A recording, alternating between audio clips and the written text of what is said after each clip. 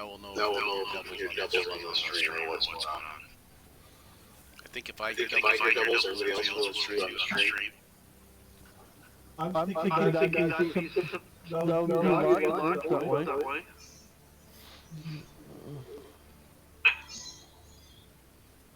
We shall see.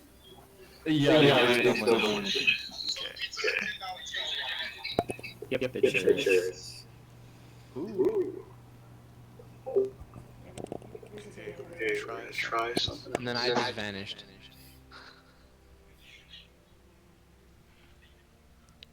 Why did We'll get it figured out. Oh, I see. No, I see. It's part of your screen. It's just the left screen where your door is. Hold on.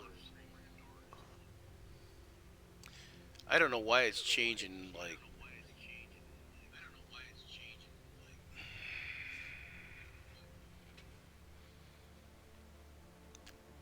Yeah, there is a slight echo still on Twitch.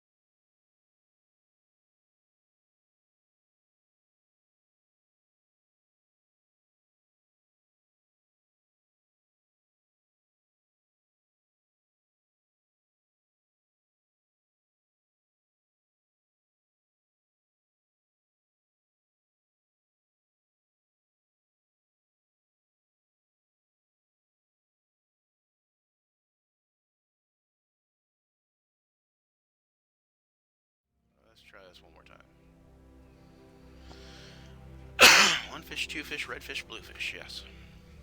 Okay, I'm just trying to capture just off my headphones and my microphone and see if that will work. Alright. Joe, you might be real quiet on my headphones. I don't know. We'll see. James Yes. and Matt Yep. and John.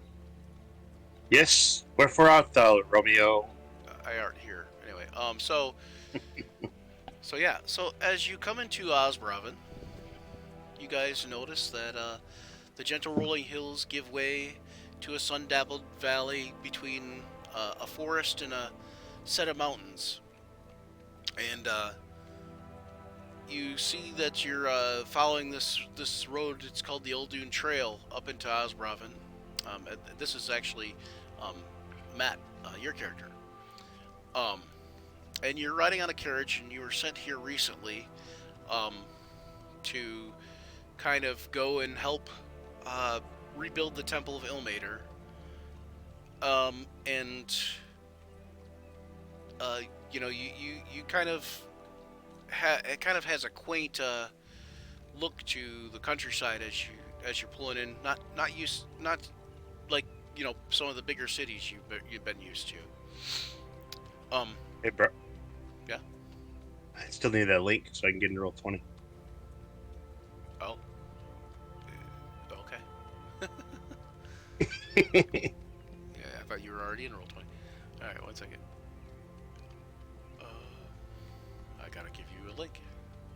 It's in the Grim Harvest thing. Should be anyway. Oh, and Maybe the not. Let me look. Just hang on. It should be in the Discord.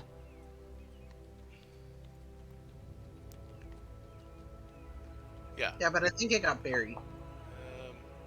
That's okay. I'll unbury it. I see it. I got it. No, wait. Don't take the one that's James's. Take the one that says here's Nope, the link for I'm- invite. Okay. The one Yep. I did. I'm not taking James. Yep. Okay, because that's the James's carnival thing. Yep. Nope. I got it. So at any rate, here, I'm gonna pop this up real quick and see if I can't get me a new tab and steal it. There we go. Gosh, way to derail me, John, in the middle of a thought pattern. I'm sorry. Maybe you should say this beforehand. I did a couple times. You should have said it more times, I guess. I don't know. What's wrong with you? Anyway.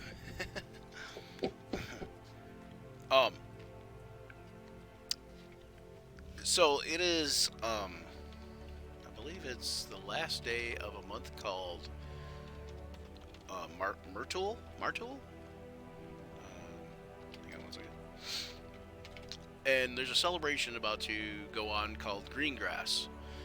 And in Asbravn, they celebrate this by doing something they call the sowing of the coins.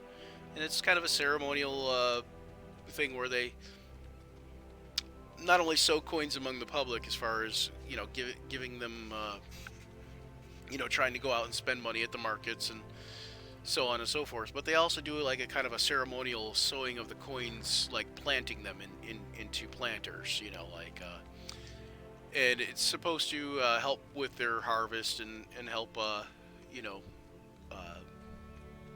like with the spring mating season and all that good stuff, and basically they do this every year around the same time. It is the year 1498 Dale Reckoning, which is 1498 DR, and it's also known as the year of the Black Regalia. 1 second here. Hey. I don't know what's going on. What happened to my thing? Anyway, my calendar's messed up. Oh, there we are. Sure, lunar calendar. Yeah. Okay, so yeah, so it's the end of Tarsak and the beginning of Myrtul, and Greengrass is celebrated on a day between Tarsak and Myrtul. Between several of the months throughout the year in Faerun, they have holidays, which are neither the month before or the month after. They're kind of a leap year, sort of leap day type thing, where they do a holiday in between every like 2 or 3 months. Okay. And Greengrass in a lot of places is celebrated even in Asbravn to a point, there's some like hedonistic rituals that they do. You know, like depending on who they worship, um, like they have different things going on. Like here in Asbravn, since there's so many different people that they worship, and since they do the sowing of the coins is a dedication to Joaquin and Shantae. And Joaquin is like the god or goddess of trade, and Shantae is like a goddess of the harvest, you know, so or the goddess of agriculture, you know, like that kind of thing. So it's like a twofold thing. Some of the people who worship Eldath just gather and have a festival, so they kind of do all this in one place. They kind of do like this, having this festival and stuff in town here. And as you roll up to Asbravn, you can kind of see all this going on. It's kind of a crowded little town, and there's a big festival going on.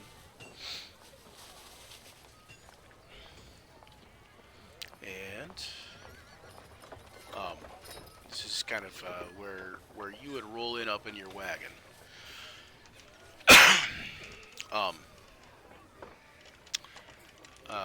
And Matt, how would you describe your character? How would you describe Caius?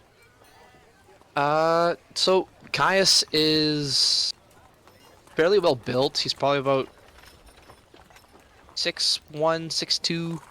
He's got light brown hair, has red accents. He's lightly armored. He's kind of wearing like a military-ish garb that has like some accents of clerical clothes. Okay.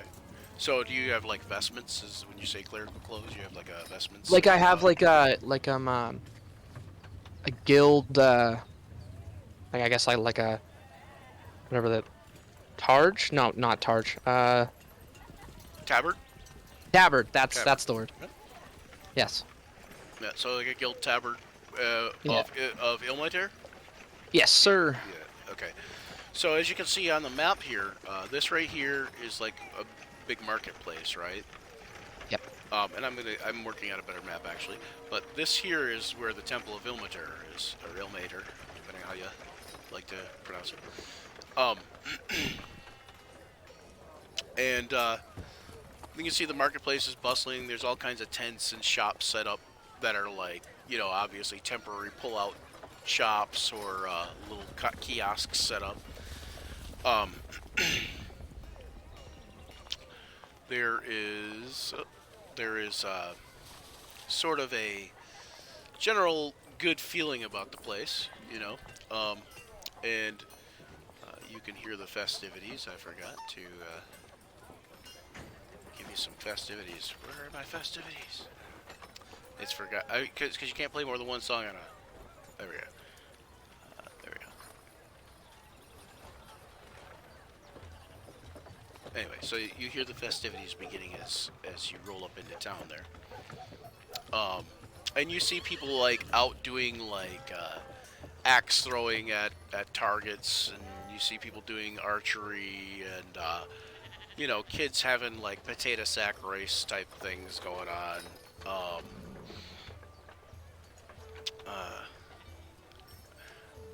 Luther, you are riding on the back of this cart that the caravan came in, and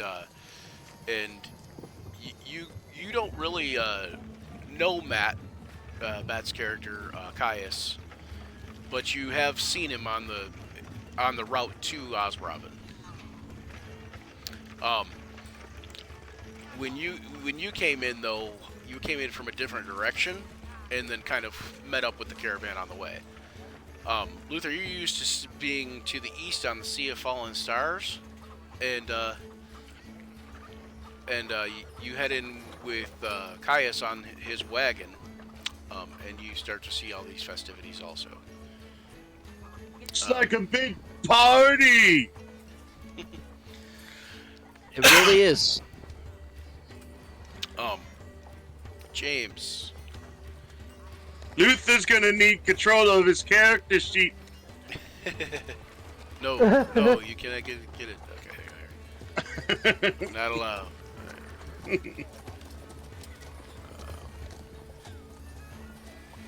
Oh wow, you know what? I have to find. Oh, there's Luther. Okay, let's say where'd Luther go? It's up at the top. Yep, I see him. Oh, he's in all players' things, but we need to give him to. You're logged in as Luther, John. Very funny. All right. Now when Zach logs in, he'll be like, "Who's Luther?" Anyway, so well, I'll wait for Zach to be here at some point in time to explain Luther, maybe. But I guess you could explain him a little bit if you want. Do you want to explain Luther's back? Does it have a background written on there or something? I will look. Let me look. No, it doesn't look like it. Oh, yep, there you go. On the back, on the bio page. Oh, yep. Alright. Just read that off. Just read that off to whoever's watching. Alright. Luther was raised on a fishing boat from a small age. His mother was in fact Pirate Queen Miranda. She was discovered Luther floating in a barrel as a toddler out in the ocean. She did her best with the crew of Moldy Kobold to raise Luther to meeting their ideals. However, from the beginning it was obvious Luther did not have a normal orc mentality. He doesn't even recognize his ship home as a pirate ship. He thinks he lives on a fishing ship. During a regular tussle with a giant crayfish, Luther accidentally broke the mast and other equipment. Using this as an excuse, Pirate Queen Miranda banishes Luther from the Moldy Kobold under the guise of owing 100 gold pieces for repairs. As they would soon disembark for waters unknown, and despite his nature, the crew worried for Luther's safety. All right, there you go. So basically, the Moldy Kobold was the name of the pirate ship that Luther was on, and it was on one of the Pirates of the Sea of Fallen Stars. So as Luther and Caius come into town, we kind of have to set our sights on a small little building in the north of the town here. A building right over about here, I believe. Oh wait. Maybe I'm looking at the wrong thing. No. So yeah, this is it. One of these two buildings, this building or this building, I can't remember which. I think it's this building. But anyways, inside that little building is a place known as... You pinging it? Yeah. Maybe I have a... Can you see him? You see where I'm pinging him? At the top of the thing? At the top of the map? Luther sees which buildings you're picking. You see this now, James? Okay, now I got it. I had it so far. I had it so far out. I couldn't see it at first. Now I found it. Okay. All right. So inside this building, we have a place called the Coiled Spring.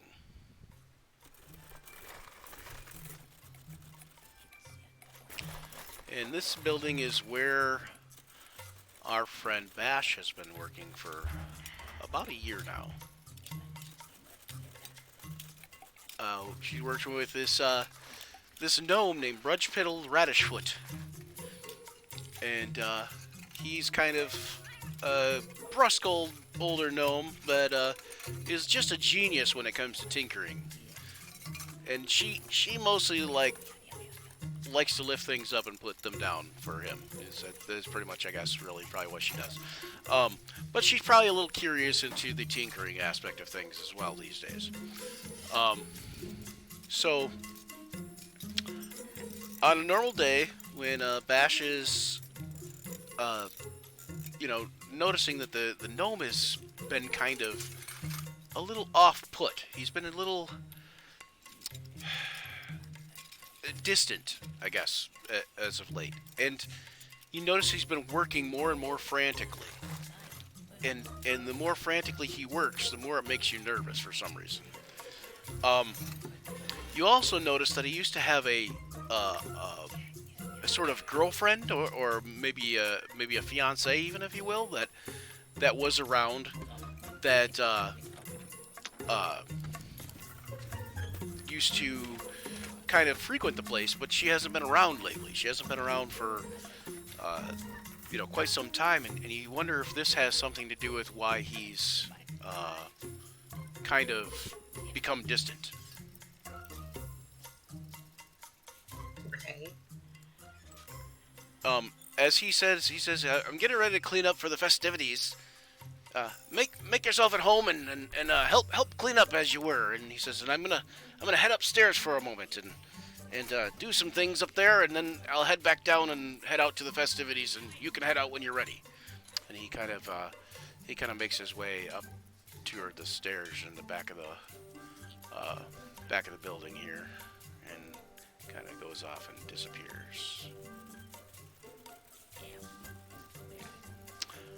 And it leaves you in the room that has been causing you a little bit of quirky unease lately, because even though you've been kind of staying here in the shop as, your place of residence, at night you keep hearing these strange clickings and whirrings going on that seem to kind of awake you from your slumber. But then, when you go to try to check on it, everything is quiet again, and you're not sure, and you're used to a tinker shop being full of clicking and whirring things anyways, but for some reason, this is just kind of an unsettling thing. And today, you notice, over in the corner, after Brudgefiddle leaves, there's a tarp of some sort. And that tarp, if you didn't know any better, you'd swear it just moved. Okay.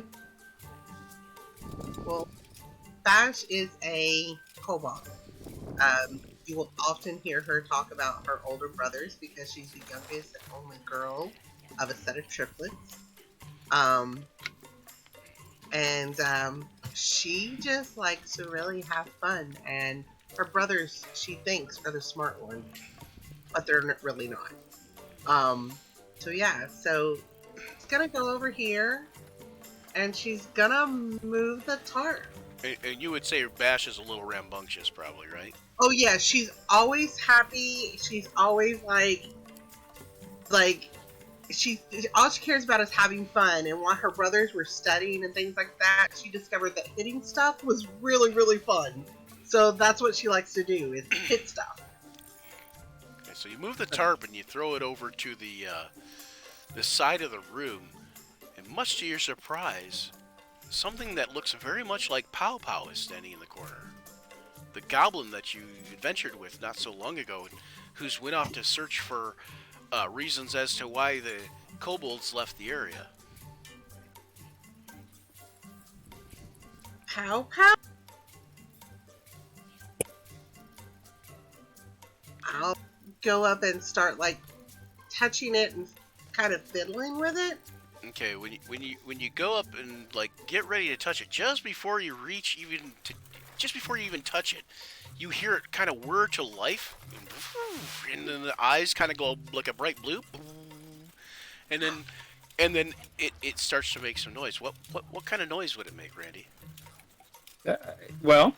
He would whir to life as his eyes open up. He'd cock his head around and look down and go, hello. Is it time to go to work? Are you Pow Pow? Yes. Yes. You look like Pow Pow. Kind of. He made me to look like him. Are you the secret project? Am I the secret project? There's a Yeah. secret project? Well, he worked on something, but he wouldn't tell us what it was. He was working on me. I have a new Pow Pow! I have a New Pow Pow. Yeah, you are Pow Pow too. That's what he calls me. He calls me 2.0. Yay! So there's a party today. Want to go check out the party? I've heard of parties. I'm not allowed to leave the shop. I gotta stay in. I gotta finish all the projects at night so that they're ready for the morning. But it's not night. We can go check out the party. I mean, Pow Pow's not here anymore. Brudge Piddle just said I gotta help with the stuff. We have the day off. It's okay. I promise. Okay, I would like to see outside the shop. Yeah, let's go. Let's go check it out. Okay. Are you going to explain to Pow Pow, in this case, like Pow Pow 2.0? Are you going to explain to Pow Pow that that there's a festival going on? He probably doesn't realize what a festival even is, but Pow Pow would know. I mean, Pow Pow is extremely intelligent. yeah, He is very book smart. It's street right. smart. Okay, so he would kind of know He what knows the idea of of a festival would be then. Yes, he has the idea of a festival. He's only read it in books. Yeah, as we go out, I'll be like, so it's the big festival, and it's to celebrate like stuff, but you know, it's there's lots of fun stuff to do. Lots of fun. There might even be stuff to hit. I've read about fun. It sounds fun. Oh, I'm gonna show you so much fun. And Pow Pow is Pow Pow 2.0 is a Warforged. He has been reskinned to be a smaller sized Warforged though.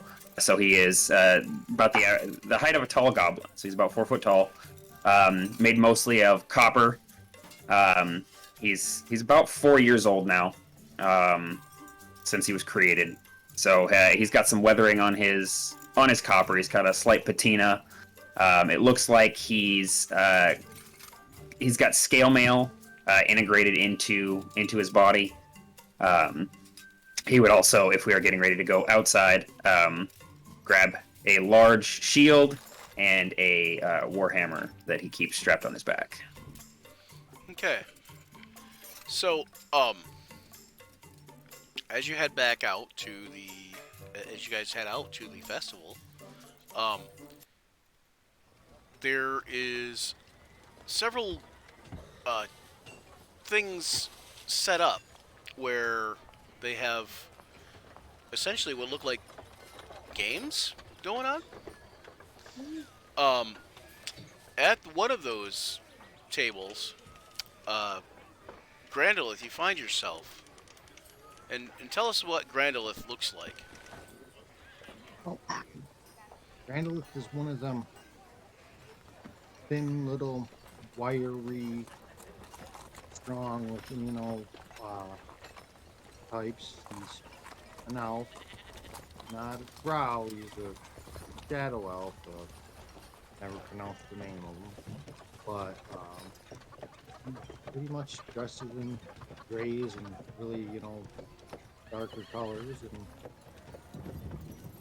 he not very tall. He's only like 5'6" or something. And he's excuse me. He carries himself like a soldier, and if he's going, rolling into town, he rolls into town like a soldier, a big pack full of gear and all the goodies. And being a soldier, what do you think? You see basically these 3 tables set up as kind of an entry to the games, going in 3 different directions. One is a dexterity type of situation, like agility games. One is more like strength based, and one is more like endurance based. Which one do you see Grandolph taking the most interest in?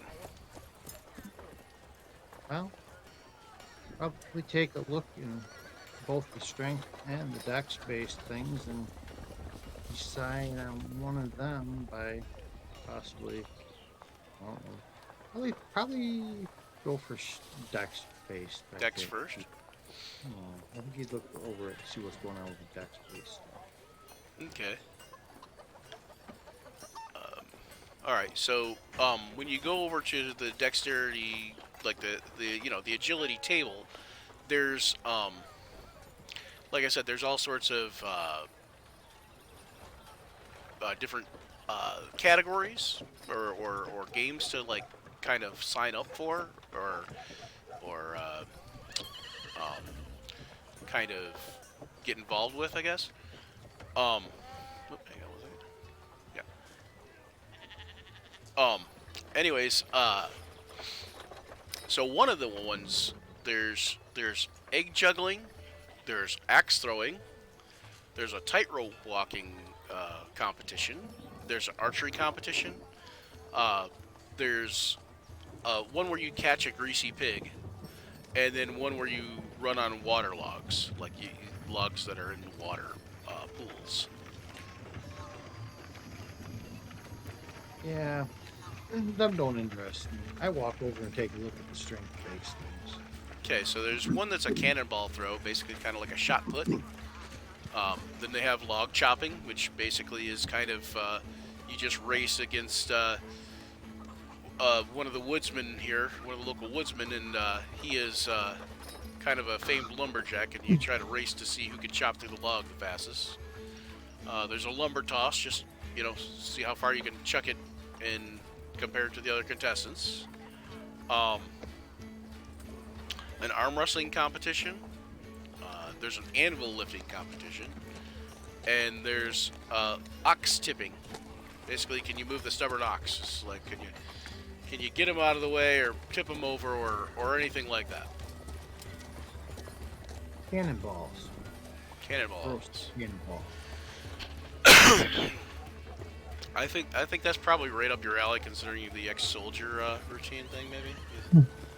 Yeah, that's immediately why I thought that one. They've probably done this before on the field or something, Hey, let's see who can throw this the farthest. Infantry get bored sometimes. So if you can throw a cannonball more than 10 yards, they figure that you will win a prize. Right. And it's an athletics check. Of course it is. And you're able to throw it exactly 10 yards. And if you make another one and you can make it over a DC 12, then you can throw it like quite a bit further. There you go. So yeah, there you go. So you chuck it and you hear like kind of a bunch of people cheer, like they just kind of can't believe how far you threw that second one, and because they've been kind of watching people all day win little prizes from throwing it just a little over 10 yards, but then when you threw it as far as you did, they're like, wow, it's like basically like 19 yards, farther than probably anybody's thrown it that day. And they have basically like little prizes, like there's like a wooden whistle, there's like metal belt buckles, seasonal festive spices, souvenir copper coins, just kind of like little trinket type things. As this is going on, you probably see several of the people coming up. Now, you didn't meet. You weren't in the party with Pow Pow and Bash, right? I didn't think so. All right, and was Caius in your party, Cat? Wasn't. Okay. All right, and then James, where would you be during all this? I'd be over since I am a dwarf. Right. I'm trying to be like a surface dwarf. So I'd probably be near the local tavern or axe throwing or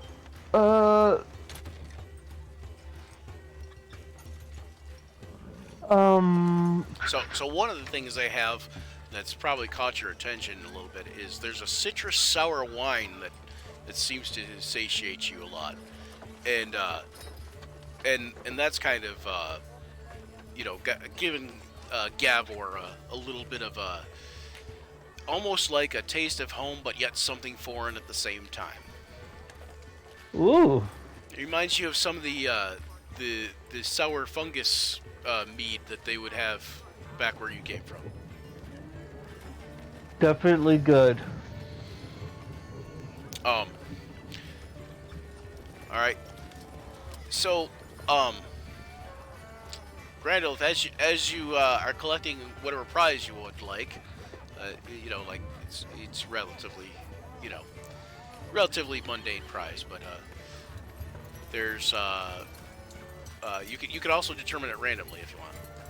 Yeah, why don't we do that? Okay, so roll a d8. I will tell you what. I'm going to roll a d8 if I remember well. There it is. All right. The little dice thing over on roll 20 will, by the left too. That works. 2. Okay. Oh. Basically you get a wooden boomerang. Wooden boomerang. A wooden boomerang. Where, Yeah. Where I put that? You can just put that on your in your list there somewhere on the bottom, maybe.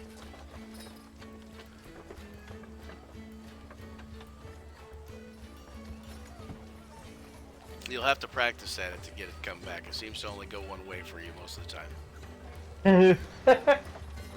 It's called boomerang. Those exotic weapons, not what they're cracked up to be. Unless you know how to use them, I guess. So it works more like a boom than a boomerang. Until you get. It's a wooden one-way boomerang, also known as a stick.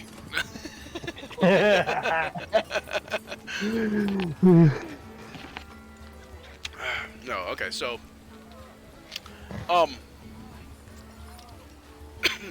so Pow Pow and Bash, you come up to this section of tables where they got these contests and such going on,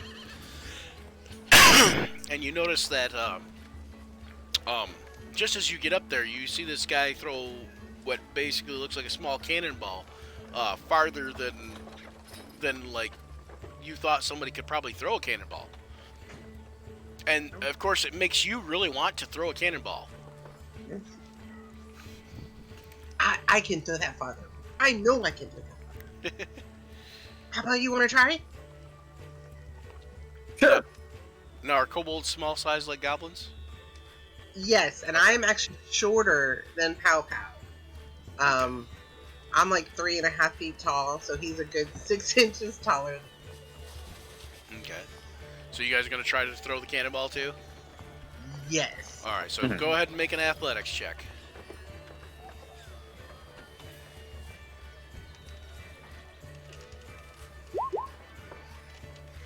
11. Okay, so you kind of have a similar result. You throw it about 10 yards, and that's kind of it. No. And you get 3 tries, so Let me try it again.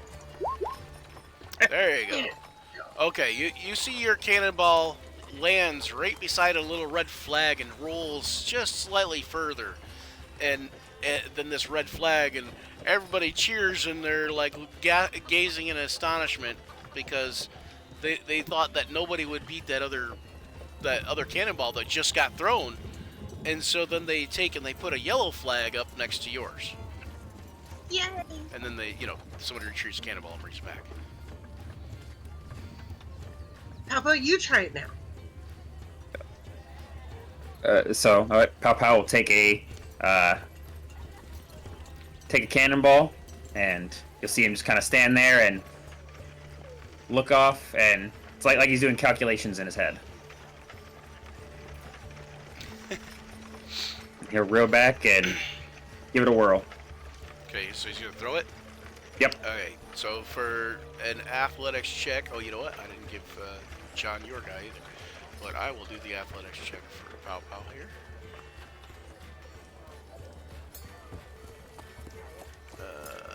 Athletics, where are you? There you are. Oh, I got less on or something. Oh, no, integrated protection, is that it? What is on? Be on athletics. I don't know what the plus. Oh, guidance.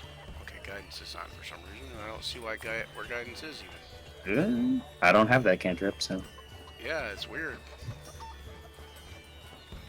It shouldn't be on here, but here, let me see. Global Show global skill modifier, and it's not showing,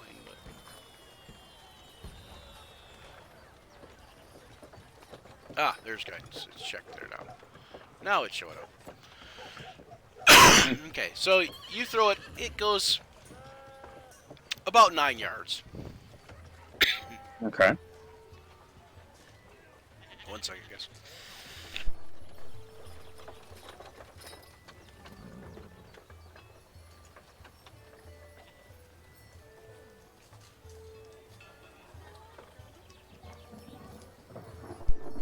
Sorry about that. So it goes about 9 yards. Are you gonna try to throw a second one? Mm-hmm. Yeah. Okay. You throw it again. It sails about 19 yards and lands kind of next to the red flag that Grandolith had done earlier, that you saw the elf do earlier. Just shy of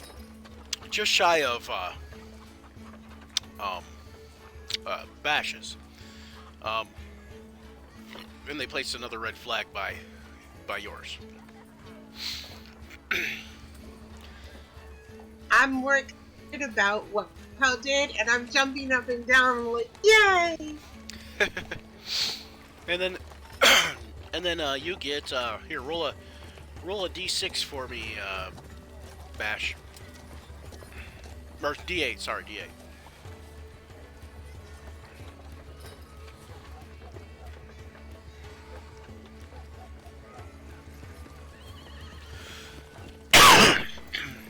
Five. 5. They give you a decorative quill. Present for a brother. Yo. They use those. A hole in my lip. There's a hole in your lip. Oh no. Hate it when that happens. Dribbling Pepsi down my shirt here. I mean, we're not sponsored by Pepsi. Send all sponsorship inquiries to. Anyway, all right. So, all right. So, Randy, can you roll a d8, or do you need me to roll it for you? I would need you to roll for me.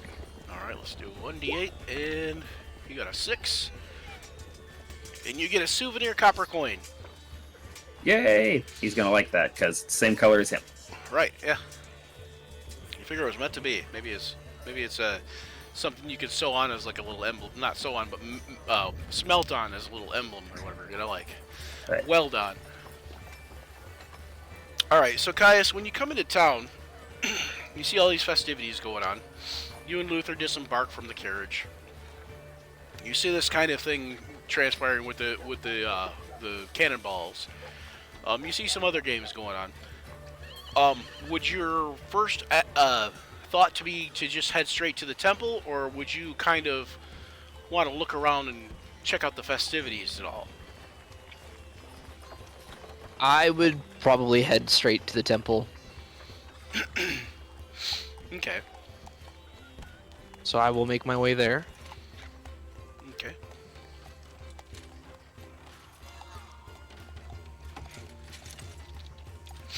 Okay, so you make your way to the Temple of Ilmater. And as you were heading to the temple, you notice a small bird. You're not 100% sure what type of bird. Do you want to make me a nature check or a survival check? Sure can. Nature or survival? Yeah. We'll go survival. I got an 11. Okay, you know it's some kind of small, like, swallow or lark or, some kind of smaller bird that you've seen, like, songbirds of, but you're not sure what type or anything. but it seems to have something attached to its foot when it lands on your shoulder.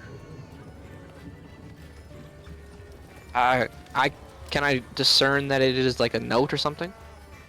It looks like a small metal tube, so it is the kind that you might see on like a messenger bird or a messenger pigeon. So you kind of think that there might be a note in it, in the tube. Can I gently take it off of the bird's leg? Okay. All right. One second.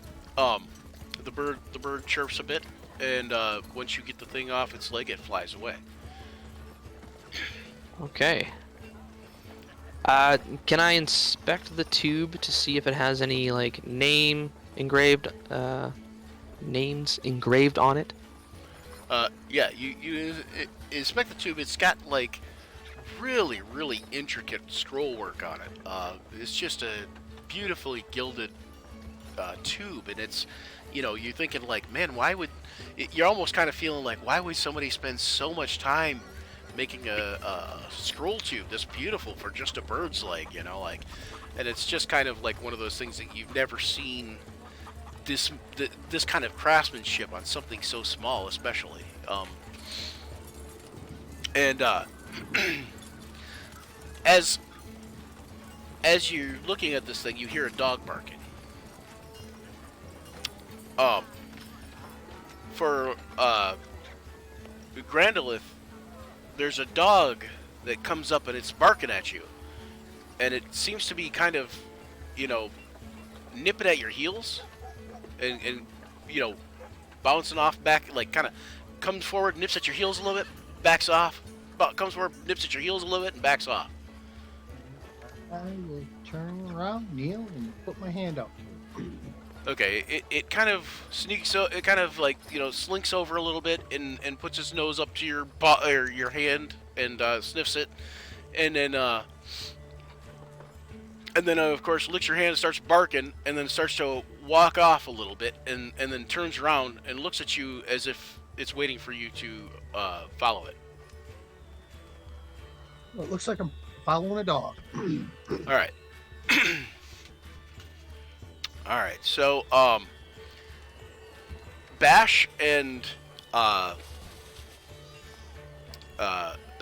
Pow, having just noticed this exchange of him throwing the shot put, you also notice this dog kind of getting his attention, and everybody, like several people kind of look over, but then they kind of mind their own business when he walks off with the dog. They just kind of feel like maybe it's his dog, it must be his dog. So I don't know if you guys think of anything of it, but suddenly there is a small cat, and this small cat seems to be weaving in and out of your legs, like going in and out in kind of a figure eight around your legs. And as it's doing it, it's kind of pushing you and nudging you in a certain direction, and it seems to be the same kind of direction that Grandolith went with this dog.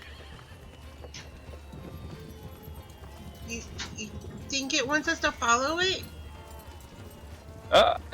It definitely wants something. You want to go see what it wants? Is it still weaving between our legs, or as it's kind of nudging up against us, and is it wandering off? No, it's in the same fashion? It kind of just pushes on you and leans on you and kind of pushes you in that sort of direction. It'll like kind of weave back and forth between you guys once in a while and kind of give one a nudge and then give the other a nudge, kind of like it's rubbing up against you, like maybe it's hungry. You're not sure 100%, but it definitely feels like it's kind of wanting to push you in the direction that the elf went. Wanna go? Okay. Yeah. Pow Pow is down for exploring everywhere. He's never been outside before, so he's never even seen a cat before. Okay, Luther, do you accompany Caius to the temple, or are you going off to check out what the festival games are like? Play games. You go play games? Okay. Okay, so you go play some games. Luther, the thing that catches Luther's attention the most is the anvil lift. He kind of feels like that's really good, but then he sees that there's also several games that involve eating something, and that kind of catches his attention too. There's the Luther like to eat. there seems to be some sort of pie eating contest that you can attempt to do. Yeah, Luther like to eat pie. Okay, so Luther's gonna head over to the pie eating contest table. All right, Gavor, you notice Luther kind of heading over to this large green orc, bearded orc, heading over to eat at the pie eating contest, and you're kind of thinking to yourself how, man, that orc is probably just gonna destroy some of that, you know, like it's probably just gonna, you know, win that hands down, right? When suddenly a chipmunk crawls across the table and stares at you interestingly, and seems to look at your mug of ale or your mug of citrus wine and kind of nudge it a little bit and looks up kind of over down into the wine, and then kind of looks back at you. Look, see if there's a drinking contest. You want a little bit? Okay, so it smacks a little bit. It looks what you could only call pleased, and then it starts to run toward the edge of the table, and then it kind of looks back at you. I paid for my drink, right? Yeah. Yep. Okay. I get up. I'm gonna follow. Say chipmunk. Okay. When you get up and you notice that you start walking around the table, and the chipmunk notices you, you see him hop down, and you see him bounce off, down the lane a little ways, and stop and wait for you, and he does this every couple of feet, so to make sure you're still following him. Yes.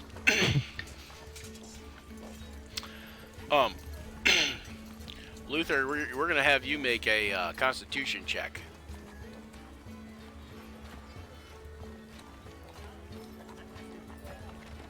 You're up against this rather large human named Angus Brockleburn, and he seems to know what he's doing when it comes to eating pie.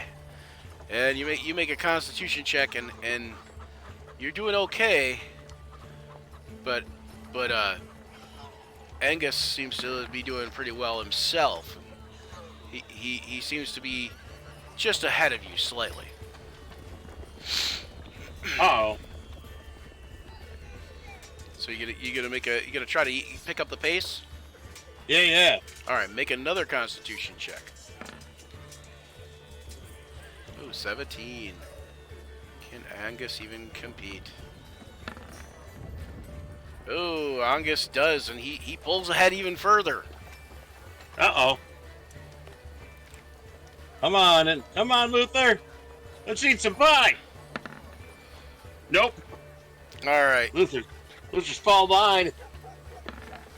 And Angus still remains the champion with a 24. Wow. But they give Luther a prize anyways, just for trying, you know. Roll a d6 and we'll see what Luther gets.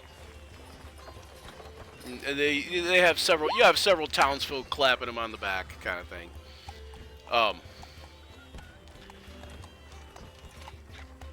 You get 1, 2, 3, 4. A small bone toothpick. Yeah, Luther get toothpick. Yeah, Luther thinks he's won the world at this point. Then Luther suddenly doesn't feel so good and thinks maybe he should go to the temple. Oh, Luther not feel no good. And thinks, you know, maybe the people at the temple can help him with his stomach issues right now. Okay, as you're looking at this small tube, Caius, and Yes, sir. and wondering at the craftsmanship, are you going to open the tube up? I didn't see any names on it or No names, just anything of the like. some Okay. beautiful craftsmanship. I will take a peek ski.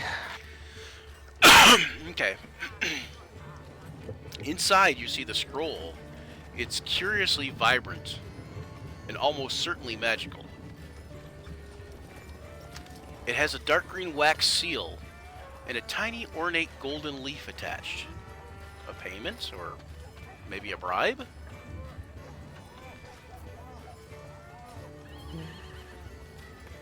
Do I recognize the wax, like the seal? Not offhand, no. Okay. But do you have the Arcana skill? Let me check. I don't think I do. I do not, but if you want, I can roll one. Okay. You notice as you're opening this, as you're looking, examining the seal. Go ahead and roll an Arcana check just to see. I don't think you'll probably know, but but you do notice that you don't recognize it as anything. It's just like what it looks like, just a gold leaf with a tiny ornate gold leaf on a dark green wax seal. And you notice that there is a dog kind of running around the feet of this elf that's coming towards you. And you notice there's a small chipmunk coming towards you with a rather brusque-looking dwarf, dour-looking dwarf heading towards you with a mug of what looks like some kind of drink. And there is a warforged-looking goblin.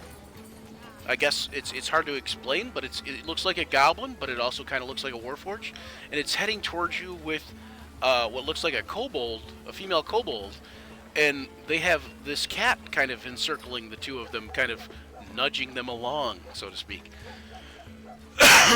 And then finally, you see from the rear, you see Luther again, who is on your wagon ride.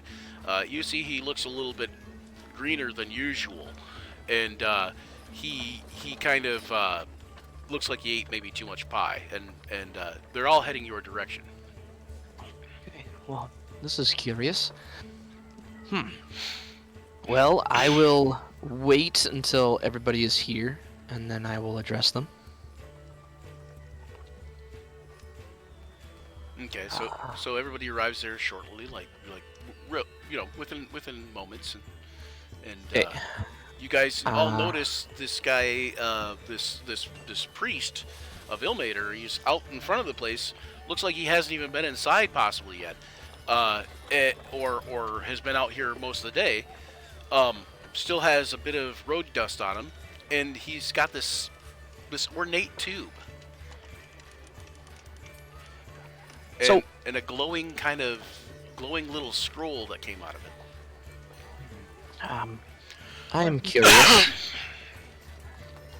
Do one of you, or how should I put this? Are one of you here on special business? I'm just guided by, well, that's the chipmunk. You see the chipmunk chitter and look at you and look at Caius and look back at you, and then it kind of chitters a little bit at both of you. It seems to be maybe saying something to you. You're not sure, but then it runs away. Scared. I'm here to help you. Boy in a well. Can I pick up the kitty when we get there? Sure. I'm just petting. Okay, the kitty purrs, and it's a kind of a fluffy white kitty, and it purrs and stuff like that, and you notice it does have some odd markings. Okay, well, I guess. Luther ate too much pie. I'm not feeling very good. You should probably get inside. They can probably help out with your upset stomach. Okay, so are you going to open the wax seal on the I scroll? will. Okay. As you open the wax seal, there's almost like this animated illumination about the scroll. You can see like some of the letters kind of forming as it's opened. onto the scroll face, and you see that it says, it says it's a handwritten, beautifully handwritten letter from someone declaring themselves as Lady Devra, dryad paladin of the ancients and keeper of the first tree. It explains an urgent call to action and mustering of all available and noble aligned adventurers. Simply put, the grove is under constant attack, and the defense of the tree is of utmost importance. The act of quelling the siege and succeeding in the defense of the tree would grant a contract to traverse the Feywild. In addition, an audience and potential favor from the Seelie Council of the Archfey would be granted.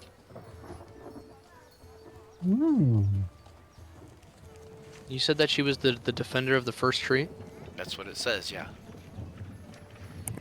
It says, Lady Devra, dryad paladin of the ancients and keeper of the first tree. Keeper, not defender. Can I do a knowledge check to see if I know anything about her? Sure.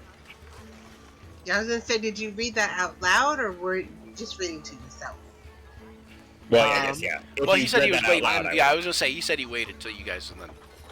So I assume he wrote it out loud, but I didn't think about that. So. I'm assuming you read it out loud, Caius? Yes. Yeah. Okay, yep, okay. Okay, so go ahead and do a knowledge check. Randy, you're gonna do just like history, maybe? Is that what you're thinking? Yeah, probably a history check. If you want to roll that for me, Brian. Yep. Let me find history. There we go. 15. The name sounds familiar, but you're not 100% sure why. Okay. Maybe he can't quite remember what book he read that in. Yeah, it sounds familiar, like a name you've heard before, but it doesn't sound like you're not. There's no like legends or anything that you can attach that to just now. How about a nature check? You want to make a nature check Yeah. before you hurl? Okay. Yeah. Okay. All right. All right. So yeah, so 13. You know that a dryad is a sylvan forest creature, kind of similar to a nymph. What is going on? Joe's camera keeps doing that. What is going on, man? Wow. Is he moving? I did Is a he game too, but I'm very, very distracted by the kitty. Oh. Is he moving? If he's moving at all, it might be like his autofocus. Auto adjust, maybe? Yeah, it could be. Are you? I got a question, Joe. Are you on your camera through your phone or through your computer? My computer. Oh, okay. I don't know. Then. I don't think I have an auto adjust, but we can look at that before we start. Yeah, that's cool. All right, 'Cause I so didn't- you're focused in on this kitty, huh? After a moment, the kitty kind of struggles and it wants to get away, but I don't know if Bash is gonna Elmira it or whatever. So No, I let it go. And Okay. I'm very so you notice that all the animals kind of go in separate directions, and kind of go back about their business, so to speak. After Luther's stomach ache starts to go away, he'll be like, "A kobold? Are you my relative?" I don't know. I have two brothers, but you're not one. Are you like a cousin? You're probably my cousin.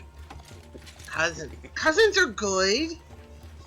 Papa would turn and say, orcs and kobolds are not related. My mom's the pirate queen on this kobold ship. Actually, they can be related. You know how? They can be related by adoption. You would be like a bigger brother, kinda, sorta, bigger cousin. Yeah. So, All our right. biggest brother, not far away, but yeah. So are you guys going to all kind of introduce yourselves to each other? Oh yeah, absolutely. Yeah, I walk up to him and I'm like, I'm Bash. because I like to bat things. It's Joe's camera again. Yeah, what the heck? Turn your head sideways, Joe. Just tilt your head for a second. I want to see if it. No, tilt it to the right or left. No, it doesn't work. Oh, I don't know. I was thinking maybe it would just if you were moving, maybe it would pick it up different. Yeah, but if he moves forward and backwards, it might do it. Maybe. Nope. No, it's Nope. just Alright. it's something with this capture, this NDI source capture. Okay. I'm pretty sure. Anyway, Yeah. Papa would stick his hand out and introduce himself, and he knows people shake hands, so he's just arm jutted straight out, kind of awkwardly. I'm gonna crouch down a little bit to get more onto their level, and I will then also greet them, and I will introduce myself as Caius, and I will shake Pow Pow's hand. He's surprisingly strong.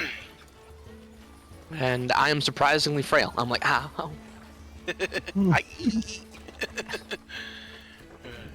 So okay, so Caius, you're a cleric of Ilmater. You want to tell us a little bit about Ilmater? He is the one that I guess you could say that he's the one that endures, and he is the protector of the unjust. Yeah, he's also known as, you guys would probably know him as the god of suffering. The suffering god. Yeah, true. Yes. Yes. And he's known for being basically even though things are rough, he kind of will push through anyway, kind of thing. That's kind of they're kind of, like a little bit of a motto type thing. Hey, when things get rough, we endure and we continue on. Like that kind of thing. Yeah, it's to help all who hurt, no matter who they are. There is no shame in a meaningful death. I gotta go this way with this. Seeing that you said "ow" when you shook Pow Pow's hand, I just kind of look up at you and put my hand out, but only with 2 fingers. Shake your hand like I'm gonna break you, and I'm like, "Hi." Hi. Like I'm gonna break you. I'm only 3.5 feet tall too, so I'm looking at you so big, and you're so squishy. I am very squishy. What were you saying for Grandolith? Grendolith will roughly give everyone a good warrior's pat on the back and greet him and introduce himself. If it knocks someone down, it knocks someone down. I'm sorry, it's not my fault. So he gives a rough hey, Grandolith kind of thing. So, Right. I'm winded, temporarily stunned. yeah, right. And Luther thinks it's a love tap. Luther's like, oh. Yeah. Probably gives you one equally as good back, maybe. My Gavor, name's Luther. In the arm. Gavor, what would you do for when you greet everybody? Well, due to his histories and dealings, kobolds and goblins are his friends. So he welcomes them fully, like a brother. Alright, we'll do I'm gonna put this, where'd it go? Yeah, I guess I'd have to put you on a different map. For now, I'll just wait. But yeah, one of the things we'll do is I'll line up you guys as tokens that we created in Hero Forge or whatever in Token Stamp, and we'll put them on your where your camera is. We'll put those there, so when you're off the screen, then your token will be there. So thought that might be a good idea. And then That's a very good idea. and then maybe the name on there too, either on the token or below where your player name is right now. That'd be pretty cool. So Randy is Pow Pow. In this case, he's kind of like Pow Pow 2.0, right? Yep. Yeah. And Kat, you are Bash, and Joe, you are Grandolith, and James, you are Gavor. Yes. Matt, you are Caius, and John, you are playing for Zach today. You're playing Luther. Yes. Yeah. So Zach is another regular cast member, and he should be back hopefully within the next little bit here. But okay. So that being said, now that you guys got this kind of this information about the dryad, what will be your next course of action?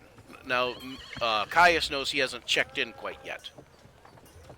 But, so, I mean, that might be one of his first orders of ideally doing that at least before he takes off somewhere, you know?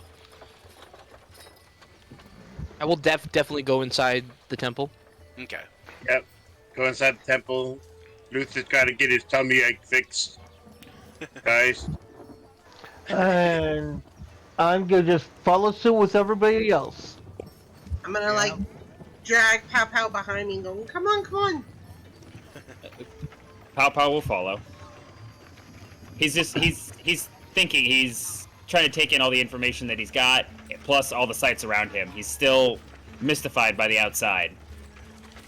And I'm just thinking, how much trouble can I get him in and have fun? Now, you know what we need is we need a good Temple of Ilmater map, but we don't have one. But anyway, so you guys go into the temple, and one of the clerics comes up to Caius and says, "Ah," he says, "I see you've come at last." He says, "What way, from Verdusk or Iriabor?"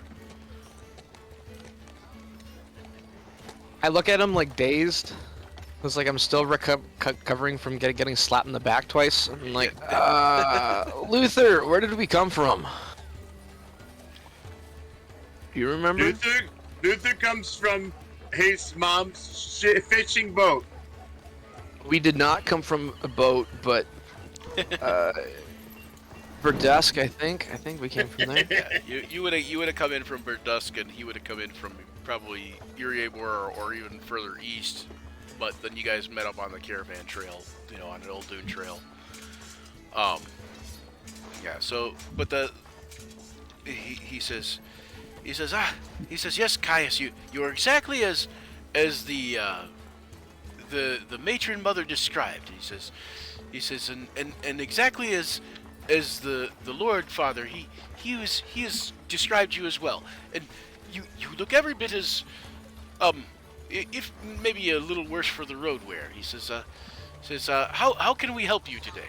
And he says, aside from your friend, and he snaps his fingers a couple times, and another couple acolytes come over and they kind of attend to Luther. Well, I just wanted to make my daily rounds, I guess, and then see if the one who endures has any path that he desires me to take. If not, then I will probably head out with these folk and attend to the matter that we were just brought up to. He says, well, you would head out so soon. What matter has been brought to your attention? It was apparently a dryad has been under siege in a grove or grotto. They require aid. So, you know what we do. We fight for those that cannot. He says, We protect them. He says, very true. He says, well, this is the one who endures. This is what he must want you to do. Such a quick response from. Oh, you will do well here, my boy. You will do well. And the dryad. Do you speak of Lady Devra? Yes, actually. How did you know? He says, she is somewhat known around here. Oh. But I fear she is near the reaching woods. Well, then I guess that's where we head. He says that's probably a couple days travel from here, but if you're on your way quickly, he says, quickly, acolytes, and he kind of like looks over at the two attending Luther, and he says, grab some things for the road, and get this group ready to travel. And he has them, like, they kind of scurry up and they go grab some bundles, and they bring these bundles to you guys, and he says, well, it's not much. He says, but there are some rations for you, and a water skin, and a bedroll, and he says, and do with it as you will, and he they pass out one to each of you,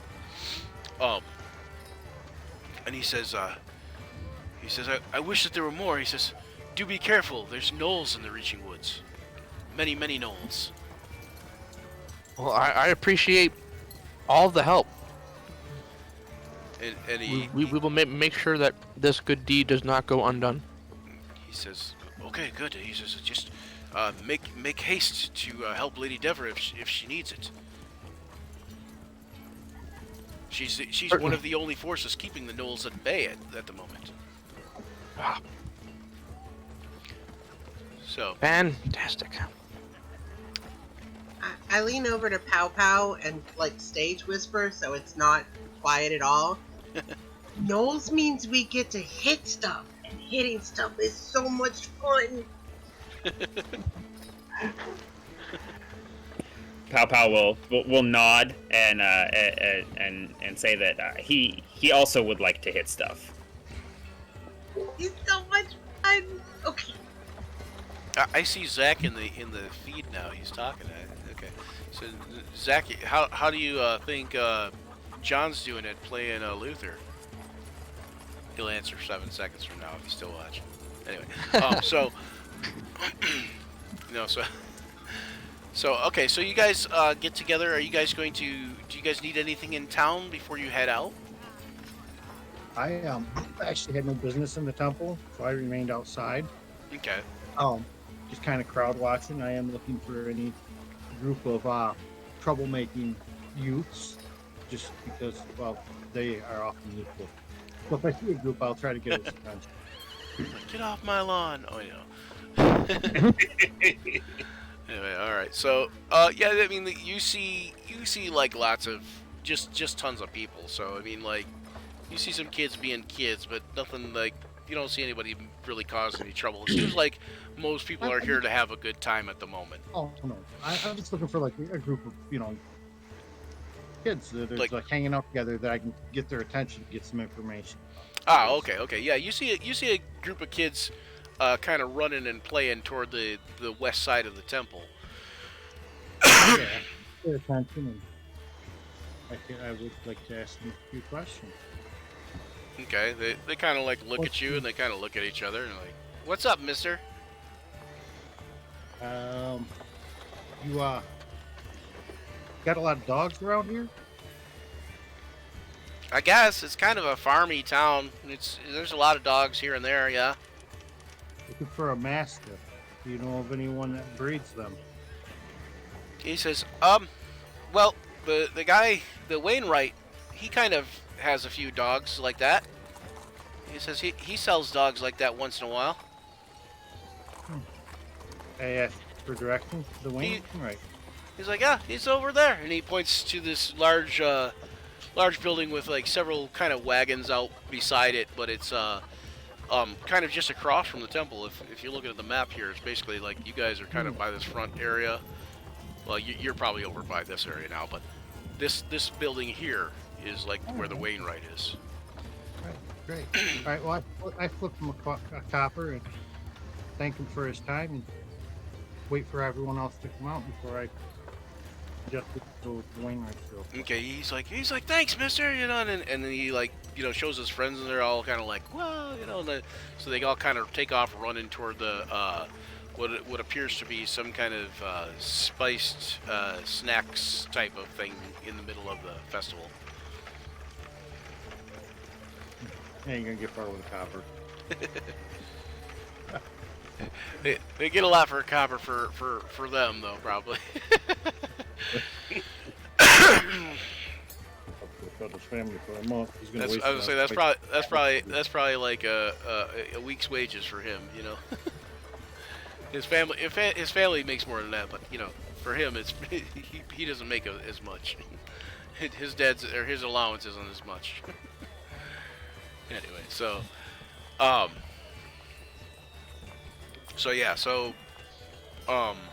you gonna head off toward the Wainwright then?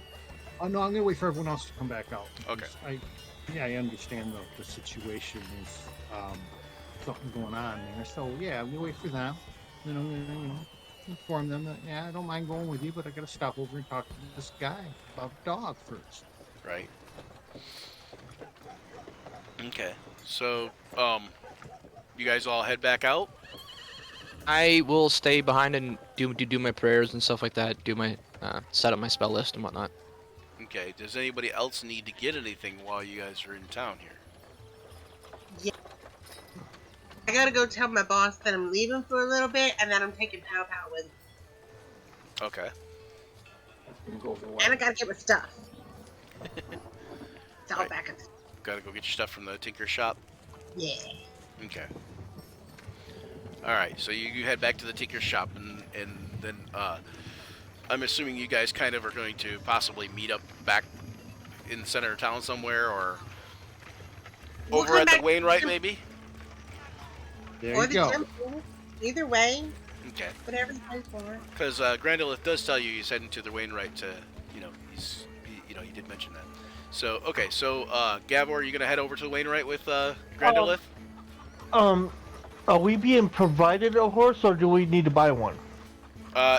If you want a horse, then you will have to buy one. They are kind of expensive, though. I might not be able to... How much? About how much? To get a riding horse, I believe, is 50 gold. More than you had. Yeah, and like a carriage is like 175 or something like that.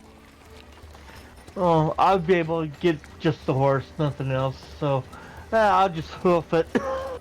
So if it make your own hoofs. Yep. Yeah, I'm going to where we meeting up at. I'm following along with the group. Okay. Ah, there we go. That's what I was looking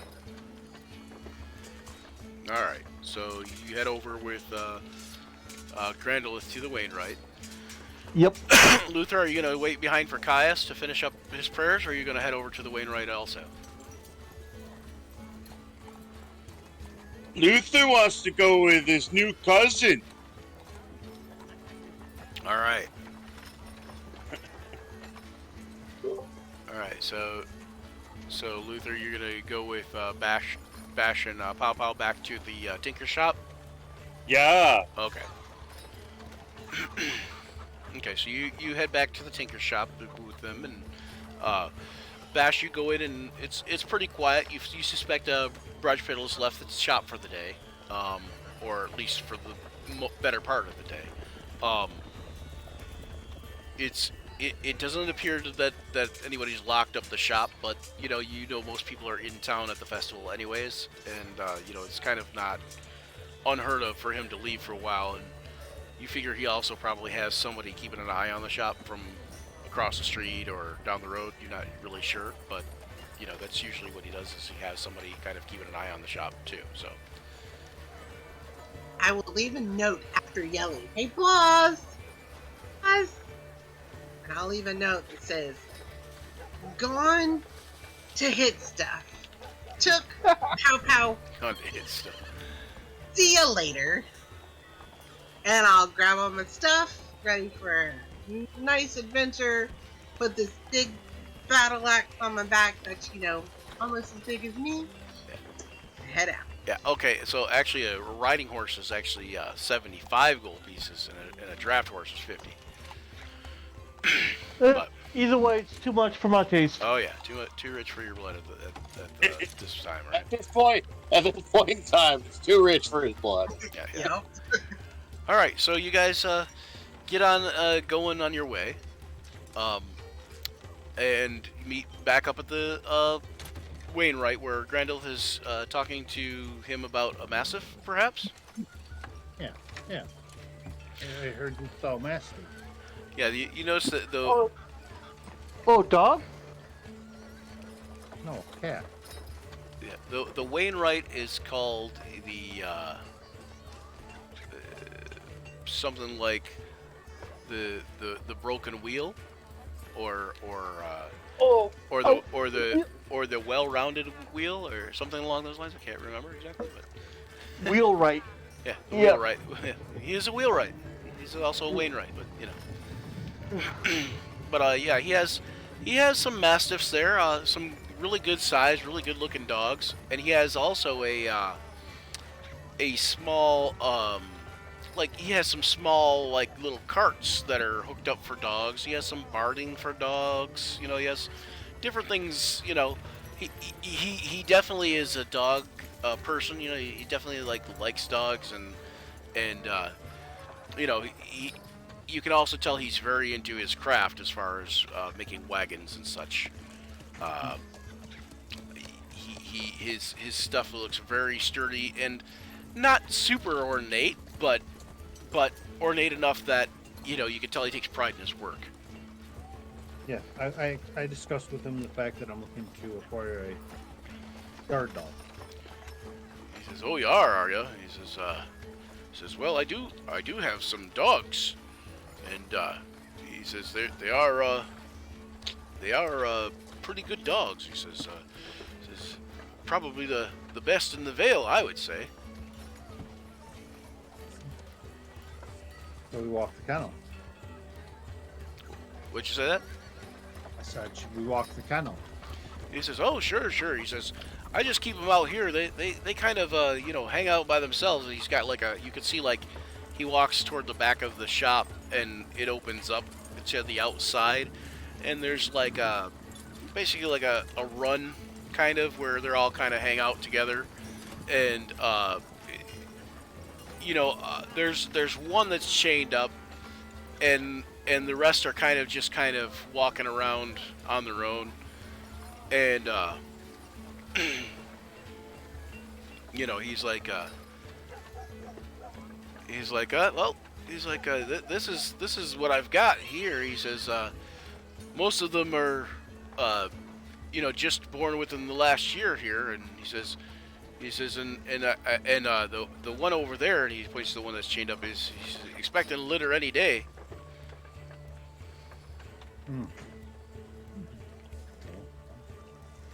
Would. How much are the dogs? He says, well, I don't think I can part with one for anything less than 30 gold. Have some business to attend. Liquidate a deposit. All right. He says that's fair. Find the dog that's settled. He says, yeah, that's fair. He says, how about 10%? Very good. You could put 3 gold down, and he says if you see one that you like after you come back, then he says then I can hook you up with one. And then if not, the litter's coming, so. He says that's true. He says and I reckon there'll be some fine dogs. Okay. So I give him the 3 gold. Okay. And pay my deposit, and I'll be back in 2 days. I'll take a look at the dogs that are around. You know, see if there's any that catch my fancy. That seem like they'll be a good, you know, guard dog. You know something I didn't make for you guys? Oh yeah, I did. Okay, they're just in a different spot than I expected them to be.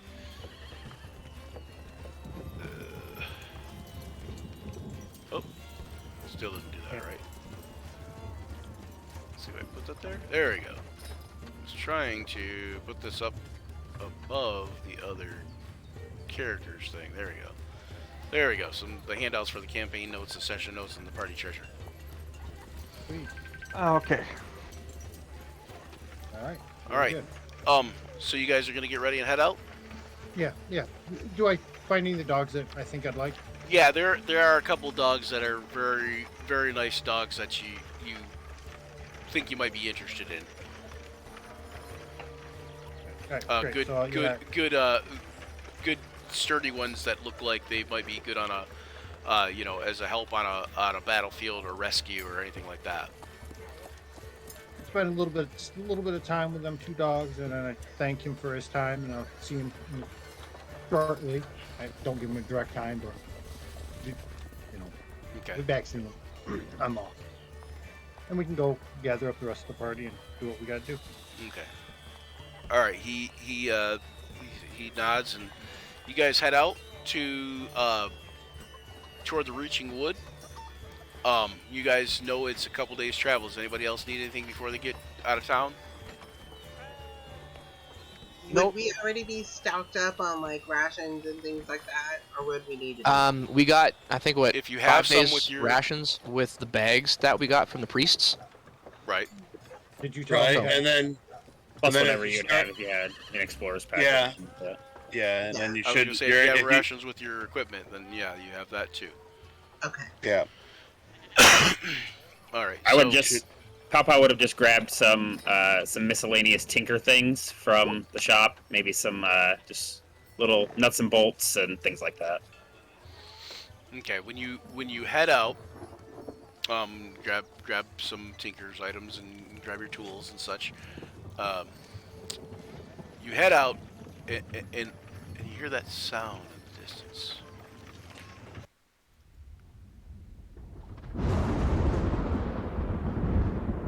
Let's go. And Thunderstorms, of I love 'em. course, as soon as you get out heading along the trail, you encounter rain.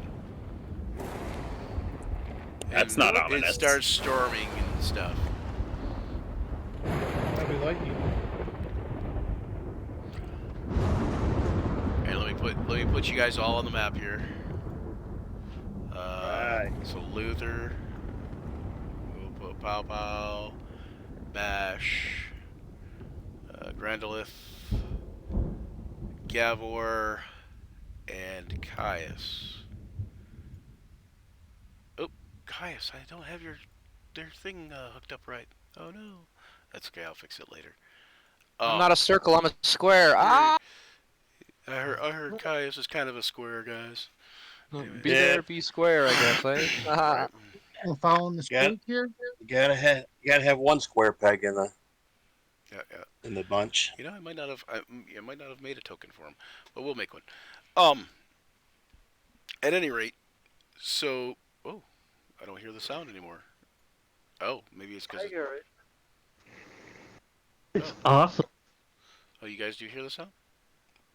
No, it's quiet. No, Oh. it's fine. No, I hear on my end, through my computer. It's very low and it's not feeding back. Huh. The sound is on Twitch. It's just very quiet. No, I meant the thunder sound. Yeah, here, weird. Okay, so let me. It was supposed to be. Here, you know what? We're just gonna do this again. Go. Yeah, I only heard rain. Oh, there it is.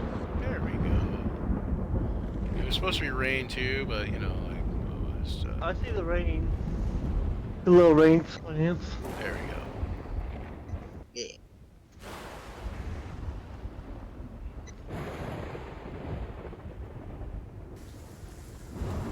Okay. Anyways, as you guys get going onto the trail, you guys run into what look like several large dogs,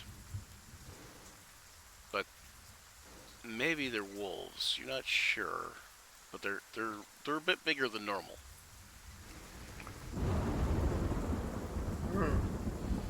It's hard to tell through the rain and the wind and the rain in your eyes and the thunder and all that stuff. But as they come up to you notice they're not dogs at all.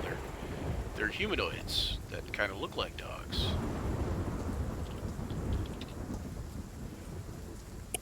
Are they Can aggressive? Pow Pow? Can Pow Pow make a perception check to determine what they are? Sure.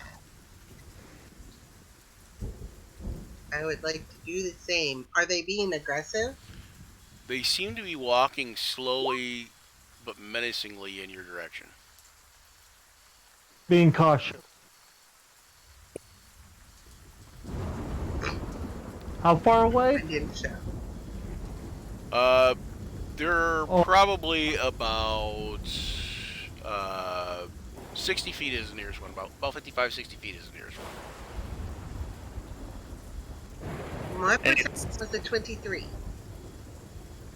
You think they are gnolls. There's gnolls, guys. Look. There's See it. gnolls and then there are gnolls. Okay. There's a knoll on the knoll with the knolls. Jump to hit. And it's All right. 11:50, and guess what? We have to call it there, guys. Hey, Are we meeting back up in a few hours? We can meet back in a few hours if you guys want to. I mean, Yes. I'm gonna leave that up to you. We do want to do this back in a few hours. Okay. Sure. All right. Yep. Sounds good. All right. Well, we're gonna end the stream. Ending soon. We're gonna transition to ending soon. Do we need?